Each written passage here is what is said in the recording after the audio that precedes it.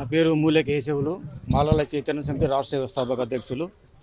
నిన్న 17 తారీఖు నాడు వేముల గ్రామంలో జరిగినటువంటి ఎలక్షన్లో కాంగ్రెస్ పార్టీకి సంబంధించిన అభ్యర్థి గెలుపొందడం వల్ల ఆ రోజు నిన్న సాయంత్రం మధ్యరాత్రి వరకు డీజే ఊరేగింపు చేయడం వల్ల అక్కడ అమ్మాయి వాళ్ళ తల్లి డీజే దగ్గరికి పోయిందని తెలిసి అమ్మాయి అక్కడ పోతున్న సందర్భంలో అర్ధరాత్రి సమయంలో ముదిరాజు కులం, అదే గ్రామానికి చెందిన ముదిరాజు కులానికి చెందినటువంటి విష్ణు అనే వ్యక్తి అమ్మాయికి ఫోన్ చేసి నీవు డీజే దగ్గరికి రావాలని చెప్పి బలవంతంగా బెదిరించడం జరిగింది.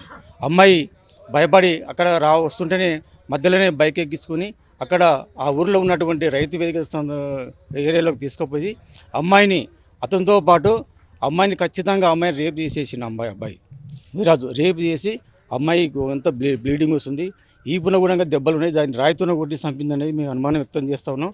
అమ్మాయి రేప్ చేస్తే చచ్చిపోవడం అనేది సహజం కాదు, అది ఎందుకంటే ఎవరు నమ్మదగ్గ విషయం కాదు అది.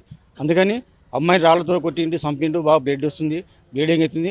అది అమ్మాయి అట్లా పడిపోవడం వలన భార్గవ అమ్మాయి ఇంకో అమ్మాయి అదే కులానికి ఎత్తు దగ్గర పోయి అక్కడ ఇట్లా అమ్మాయిని నా దూరం ఫోన్ చేసి పిలిపించిన అమ్మాయిని పిలిపిస్తే అమ్మాయి మొత్తం నేను మాట్లాడుతుంటే కళ్ళు తిరిగి పడిపోయింది, రాకని చెప్పి తోలుకుపోయిండు. అమ్మాయి ఒక్కతే పోయింది, పోతే అక్కడ అబ్బాయి ఒక్కడే ఉన్నాడు, కానీ అమ్మాయి పడిపోయింది, బ్లడ్ ఉంది, అంత దెబ్బలు ఉన్నాయి.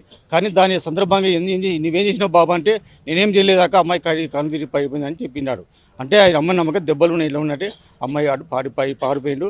ఏంటంటే మేము డిమాండ్ చేస్తున్నాం అంటే అమ్మాయిని ప్రవాళికను ఈ ముదిరాజు కులానికి చెందినటువంటి విష్ణుతో పాటు ముగ్గురు కలిసి ఇంకా అమ్మాయిని ఖచ్చితంగా రేపు చేసి అమ్మాయిని కొట్టి చంపడం అనేది మేము డిమాండ్ చేస్తున్నాం. వాస్తవాలు అక్కడ ఉన్నాయి, అందుకని ఆ కుటుంబానికి న్యాయం చేయాలి.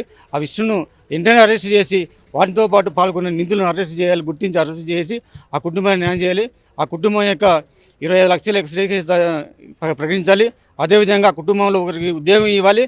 అదేవిధంగా ఆ కుటుంబానికి ఒక సాగు భూమి 3 ఎకరాల భూమి కూడా కేటాయించాలని చెప్పి మేము సందర్భంగా డిమాండ్ చేస్తున్నాం. లేని పక్షంలో దళిత సంఘాల ఆధ్వర్యంలో ఆందోళనకరం చేస్తామని హెచ్చరిస్తున్నాం. జై భీమ్, జై తెలంగాణ.